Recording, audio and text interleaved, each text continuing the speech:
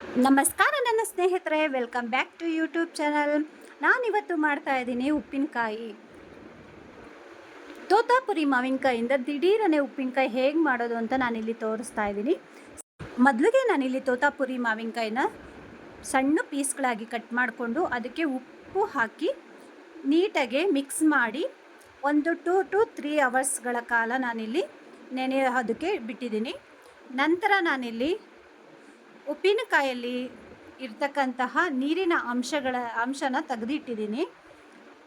ಅದರಲ್ಲೇ ನೀರು ಬಿಟ್ಬಿಟ್ರೆ ಉಪ್ಪಿನಕಾಯಿ ಬೇಗ ಹಾಳಾಗುತ್ತೆ. ಹಾಗಾಗಿ ಅದರಲ್ಲಿರ್ತಕ್ಕಂತಹ ನೀರನ್ನೆಲ್ಲ ತೆಗೆದು ಇಲ್ಲಿ ಅರ್ಧ ಚಮಚದಷ್ಟು ಮೆಂತ್ಯನ ಹಾಕಿ ನಂತರ 1 ಸ್ಪೂನಷ್ಟು ಸಾಸಿವೆ ಹಾಕ್ಕೊಂಡಿದ್ದೀನಿ. ಚೆನ್ನಾಗಿ ಹುರಿಬೇಕಾಗುತ್ತೆ. ಕಮ್ಮಿ ಹುರಿನಲ್ಲಿಟ್ಕೊಂಡು ನಾವು ಚೆನ್ನಾಗಿ ಹುರಿಬೇಕು.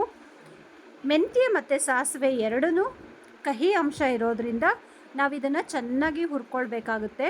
ಮೆಂತ್ಯ ಎಲ್ಲ ಕಂದು ಬಣ್ಣಕ್ಕೆ ತಿರುಗುವವರೆಗೂ ನಾವು ಹುರಿಬೇಕು. ನಾವಿಲ್ಲಿ ಚೆನ್ನಾಗಿ ಹುರಿದು ಹಾಕಲಿಲ್ಲ ಅಂದರೆ ಉಪ್ಪಿನಕಾಯಿ ಕಹಿ ಬರುತ್ತೆ. ಹಾಗಾಗಿ ಚೆನ್ನಾಗಿ ಹುರ್ಕೊಳ್ಬೇಕು.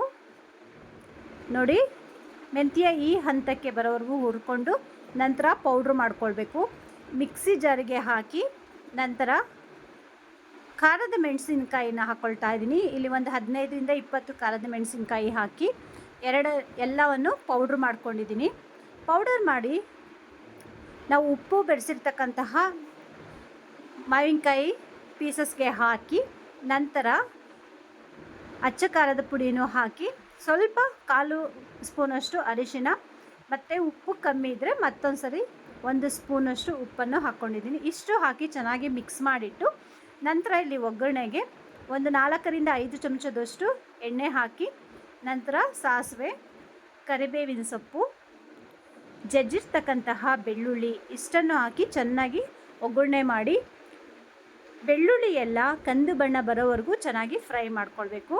ಇಷ್ಟು ನಾವು ಒಗ್ಗರಣೆ ಹಾಕಿದ್ರೆ ತುಂಬಾ ಚೆನ್ನಾಗಿರುತ್ತೆ ಉಪ್ಪಿನಕಾಯಿ. ಇನ್ನೂ ನನ್ನ ಚಾನಲ್ಗೆ ಯಾರೆಲ್ಲ ಸಬ್ಸ್ಕ್ರೈಬ್ ಆಗಿಲ್ಲ ಬೇಗ ಸಬ್ಸ್ಕ್ರೈಬ್ ಆಗಿ ನಿಮ್ಮ ಕಮೆಂಟ್ಸ್ಗಳ ಮೂಲಕ ನಮಗೆ ಪ್ರೋತ್ಸಾಹ ನೀಡಿ.